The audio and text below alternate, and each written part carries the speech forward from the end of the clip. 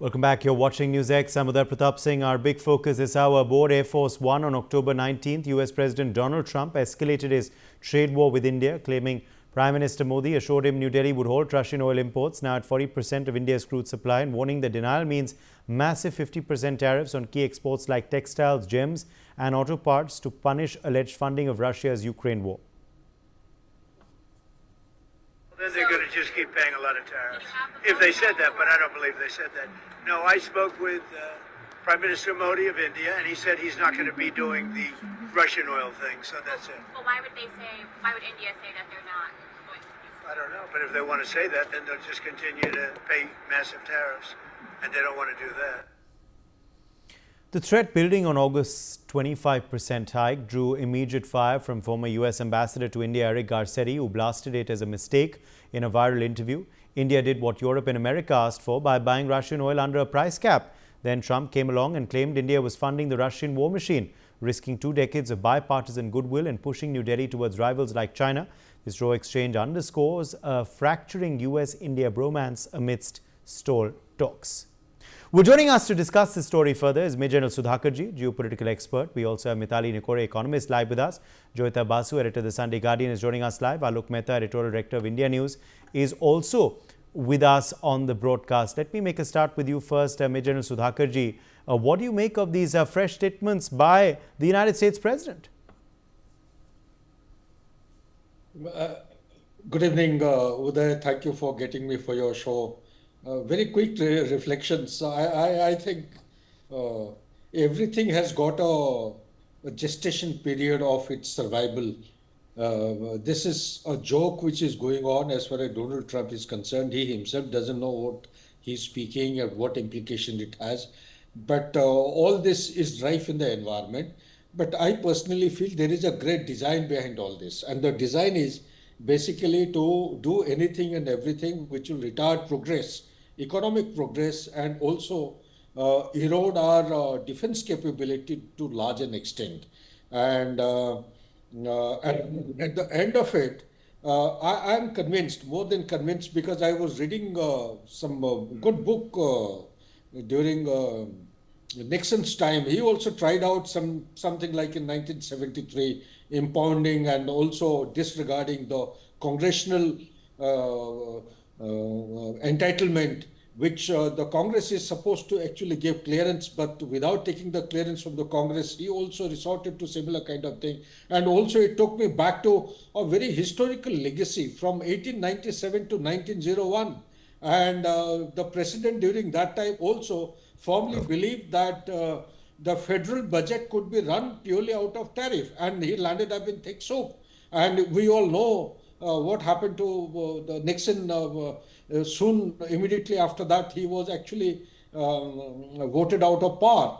So these kind of things, they came to my mind, and I only hope that the design that they have adopted is not leading them to a self-destructive end state, because America as such is showing very prominent signs of declining superpower status. But that decline should not be getting expedited. And I think they have put the whole thing onto escalatory matrix. More they're doing it, more disaster actually is coming faster in their destiny. Back to you, Uday. Yes, let me in fact also quickly take that to you, Mithali Nikore, on on these threats, statements, whatever you may want to call it, by the US President. Should they be taken seriously? What ramifications will they have on the current trade talks between our two countries? How do you view them? Thanks for bringing me in, Uday, and a very happy Diwali to you and to all the Newsx viewers. I think it's quite interesting to see the timing of this statement also from President Trump, because just a few weeks ago, maybe just a week ago, we saw him threaten the People's Republic of China, where he said that here we're going to impose another 100% tariffs. It was a sort of threat that was made in the midst of the trade talks that are going on between the US and China. And he sort of held that 100% tariff, threat over these talks. Now, similarly, the talks are going on with India, and again, these statements are coming out of increasing tariffs or not reducing the 25% that is associated with the Russian oil purchases. I think India has held its position in a very steadfast manner. India has gone about with its oil purchases in the way that suits the domestic economy. And India's, energy mix is fairly diversified, where we have about 33% of our imports in the last quarter coming from Russia, but then, this completely diversified, and nearly 15% of our oil imports actually come from the United States. So, in this situation, India has only gone and increased its purchases of oil from the United States while not reducing those from other countries, because, of course, our oil needs are increasing. So, at the end of the day, India has taken all the measures that it can in a balanced manner without bowing down to any sort of pressure that is coming from the president's office, which I think is commendable. And I think that's where the government of India really needs to be lauded. Whether we should take this threat seriously or not, I think at this point in time, we have to take everything that comes from the office of the president very seriously, because while people may say he will not follow through, he will not go ahead and implement, India is in a situation where we are facing a 50% tariff since the past 3 months almost. There are industries which are bearing the brunt of this. There are artisans, textile workers, handicraft industries, MSMEs across the country that are bearing the brunt of that 50% tariff that was imposed. And therefore, it becomes critical that we take every point very seriously and ensure that there is no friction in the run up to this new negotiation, and the US India trade deal should come through. And therefore, it becomes very important that not only with the president but also with several advisors of the president, India has to continue its dialogue, and India has to continue clarifying its position at the, in the back channel negotiations. But we should still not be bowing down to anybody saying anything to the country. Okay, let me take that to Alok Mehta as well on, of course, these latest statements by the United States President Donald Trump. One would have thought that the tariffs would be coming down as a basis of course, the bonhomie suddenly between the two leaders, Modi and Trump once again, and of course trade talks picking up in full earnest. But once again, a threat of hiking tariffs. What do we draw inference from this statement, Alok Mehta? Udayji, rightly said by Mitali ji about this happy Diwali. So sometime in Diwali, sometimes misfire. Either it's a playing bomb or the missile, they call it missile with children. So sometimes it comes into their own house. But I feel that what Trump is doing, even the worse than Sudhakar ji mentioned about Nixon. But remember, Nixon, Kissinger, but otherwise nowadays, number of people, his own vice president is more friendly with India and other leaders also in Senate or the American Parliament. In Nixon time, at least it was bitter since long with India and they were troubling us. But here, Trump, I think, is like nobody can predict, even in the United States. Elon Musk wants to have a business with India. So I think this Russian thing, which he is just emphasizing all the time, he is claiming still that, we need it from America, India and Pakistan. So I think he's a misfiring himself and creating more problem. Yesterday, I think I was also watching, the millions and millions of people are on road against the Trump. You can imagine, we are criticizing here, maybe about Newsx, now also reaching now the Newsx world. So at least they should understand that the feeling of the Indians, how you are reacting. We want a relations, we want a good relations, but what he's doing, what I feel, and some experts also mentioned about it, that this time, in some strategy, American and Chinese try, but Sudhakar also mentioned, that they don't want to see Indian economy growing in a very big way. Development is going, and they can't stop. And at least China something understand. But here the Trump, I think he's miscalculating. He's not going to affect the Narendra Modi. He doesn't know how. Narendra Modi is a very good friend of everybody. But when he comes to fight, then he can fight at the last point. So I think this is the very peculiar situation where still I feel that wisdom will prevail and India is capable to counter number of resources there. And we are not going to just go down on the Russian thing or any in Gulf countries. Iran also, we had very good relations. So You see, in oil exploration, we have a number of other partners also. But just to compel us, I don't think the India will agree. And what he is doing, I think day by day, is creating more problem for himself. Even for Russia, yesterday they said Putin, I spoke to him and everything will be there in Hungary, we will talk.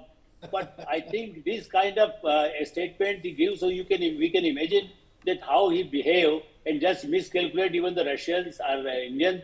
At least he doesn't understand the roots of the India. And that's why his advisor must be also feeling very bad. Maybe he will sack the advisor ultimately, again, like Elon Musk. So I think this is a very peculiar situation. Never we have seen in my 50 years in journalism.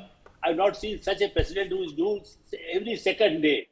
First time I heard a president was so keen, even Munir, praising Munir and comparing with Indian leaders is a very shameful. When even he was not comparing prime minister, he said a good friend, both very good army chief, dictators. So these kind of statement never I have seen from, at least for the United Kingdom. They ruled in India, but they never behaved. Even Mrs. Thatcher never used such things. You see, this is why I think it's a disaster, because BRICS with us. Now they are again going to meet in a few weeks.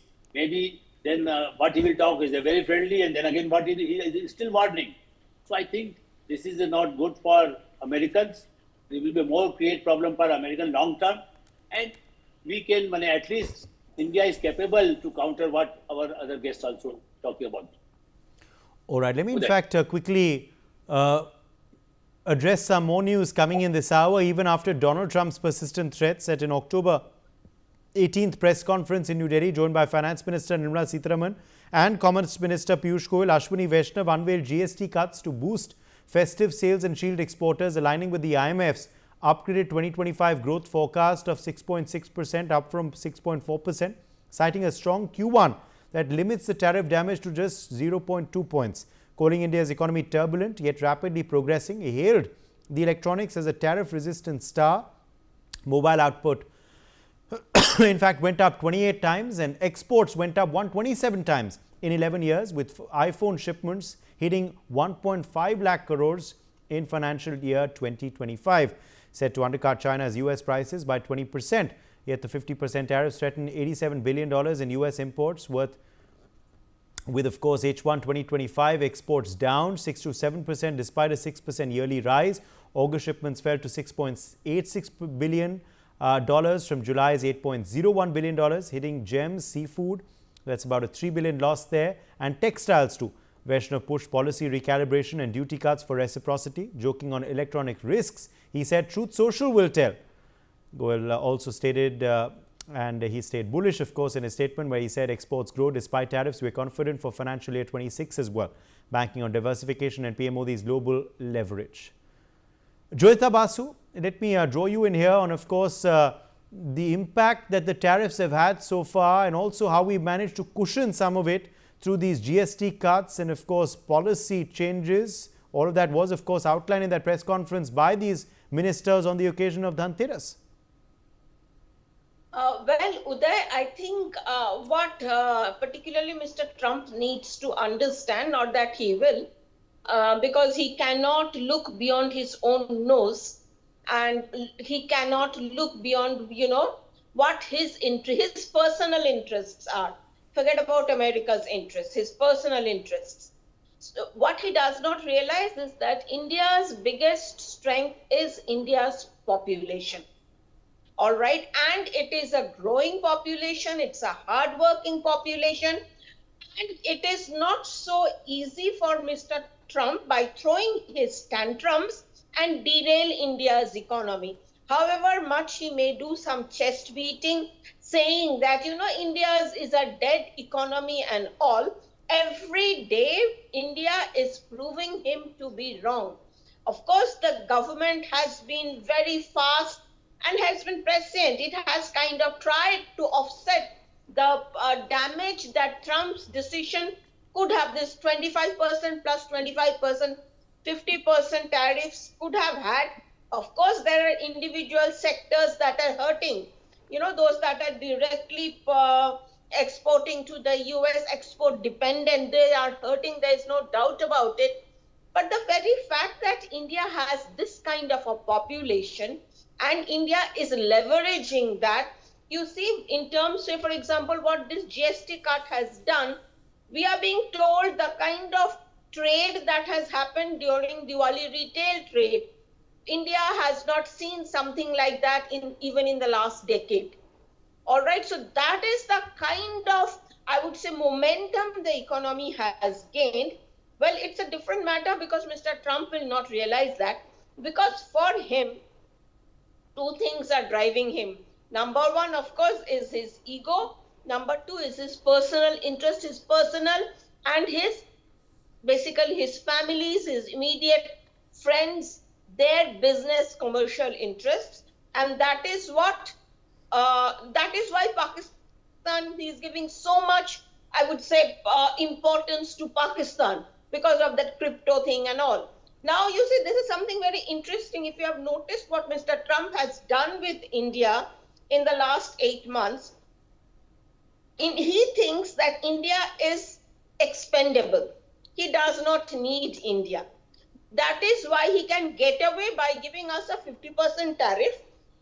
What is his logic behind it? He's constantly saying that Russia is bad, Russia is doing this and doing that and all. But till date, he has not punished Russia. Because Russia is bad, I will punish India. That is his logic. Because Russia is bad, I will punish China. But he has, till date also, he has not been able to punish China. He said, I'm going to give 100% tariff on China. But eventually, he hasn't given it. He said, oh, but she has understood his mistakes. He's coming around. But that 100% tariff has not come. So which are the two countries that have got a 50% tariff till now? Brazil and India. Brazil because of his personal interest. Again, because that Bolsonaro guy is his friend and he is in jail. That is why, and it comes to India. And he is doing it because he thinks India is expendable. India does not matter economically for the US, and India does not matter at all. So you see the very fact, so every day we are proving him wrong. While his economy, his country's economy is in the doldrums, where he has to bail out his farmers by cash infusion because their farmers, his farmers are not being able to sell, say, for example, soybean to China. They are crying. So as a result of which, his economy, his popularity has gone down to 30%, in the 30s.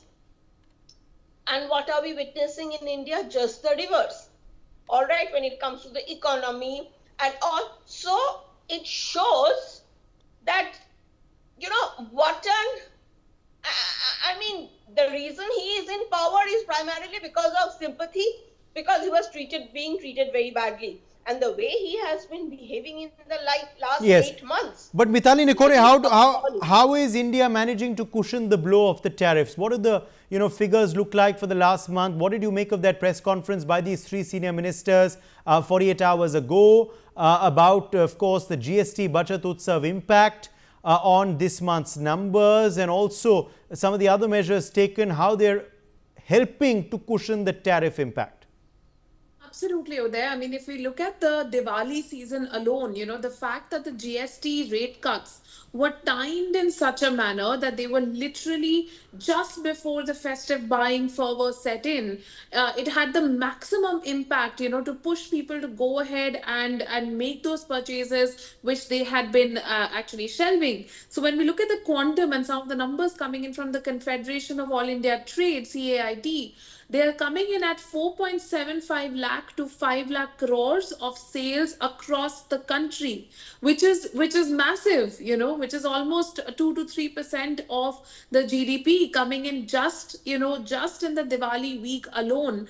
And within this, the Delhi NCR region really stands out as one of the biggest contributors at nearly 75,000 to 1 lakh crores of retail sales. And a lot of it is driven by the GST related sales, because when you think about it, in 2021 this number of Diwali sales stood at about 1.25 lakh crores. So this has basically gone up by 5 times. And of course, some of it is inflation, some of it is rate changes, etc. But a lot of it has to do with the fact that the GST rate cuts were just beautifully timed in such a way that it coincides with the festive buying activities and season. So definitely, it has helped the economy cushion the immediate impact of the trade, the trade restrictions, of the tariffs, and a lot of the artisans who were in the really poor conditions and very difficult for them to find markets outside immediately have been able to bring their goods to the melas in Delhi. Actually, my team has been going and they have actually visited 65 melas across Delhi NCR and spoken to artisans, and they found that artisans have found a new market, which is the domestic market, and the vocal for a local push is actually working. Okay, let me leave the last word to you then, Major Sudhakar GS. Well, thank you, Uday. I thought all the very distinguished ladies, they deserve the last say on the subject. But being a military man, I wish to highlight a couple of issues, very quick reflections. If I have understood the economics well, going by the report of the last quarter, that is September 30th, September ending, I am given to understand, Mitali will bear me out, that the overall export of India has gone up by 6.76%. I think this is the percentage. This is one. Second thing, yes, we have had a deficit growing towards around 31% to fertilizer and other things from US and host of other countries. But the fact remains that there is a hidden agenda behind this because it has not come out in the discussion, hence I'm taking the plunge. The hidden agenda is China, this is from Palki Sharma's Vantage report. China has spent around 219.5 billion US dollar. India 134. We have risen from 2.30 billion in 2021 to 48.63 billion 2023. In 2024-25, our oil purchase from Russia has been 134 billion. Turkey is 93.5 billion. So what am I trying to come to? I'm trying to come to, maybe Mitali or Joyita or Mr. Alok would be knowing about this, but the information which I have, Donald Trump is not targeting oil. He's targeting that the transaction for oil is taking place in currencies other than dollar. Indian rupees, yuan, or it is taking place in ruble. So he doesn't want that. It is coming to approximately 75 billion. Out of 134 billion US dollar, transactions have taken place 74 billion in currencies other than dollar. This is a very slow, steady process of de-dollarization, which is actually pricking it. Third point I wish to, I didn't want to be so harsh in the media, but let me bring it down. William McKinley, the president of 1897 to 1901, he tried out this desperately, the same steps as Donald Trump is doing. I am a great admirer going by his spirit of survival during the election campaigning, but post-campaigning in his chair, past 9 months are actually showing a different kind of a mirror image of detrimental not only to him, to his existence, as also detriment to the USA and the world order. William McKinley was assassinated Absolutely. at the end of his tenure. Yes. Okay. I'm afraid we've run out of time. So I'm going to have to leave it at that. My thanks to all of our guests for joining us